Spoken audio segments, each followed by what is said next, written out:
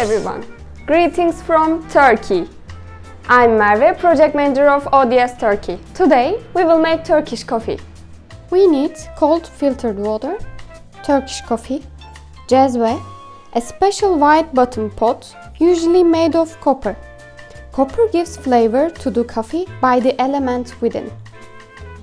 Turkish coffee cups and sugar. Let's get to work.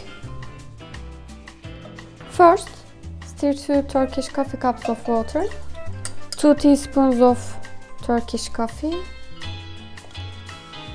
and sugar until the Turkish coffee and sugar are dissolved. Sugar is optional. I prefer to drink without sugar. Now boil the mixture over low heat and allow to foam.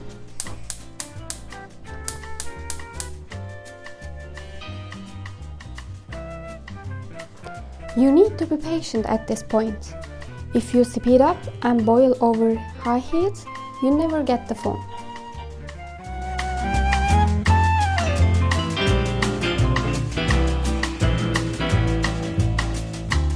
It's ready to drink.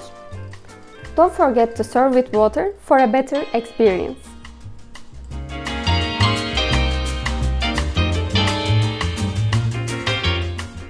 Turkish coffee bean called black pearl, and it had more than 40 brewing methods in the past.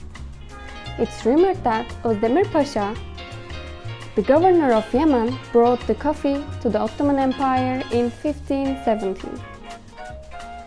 The coffee was a beverage served the palace guests, so much so that even special ceremonies were held for its presentation. Europe got acquainted with coffee thanks to Turks and consumed just like the Turks, depending on the way the Turkish coffee was cooked. Turkish coffee is also the only coffee variety in the world offered by grounds. One more thing. Stay home, be positive.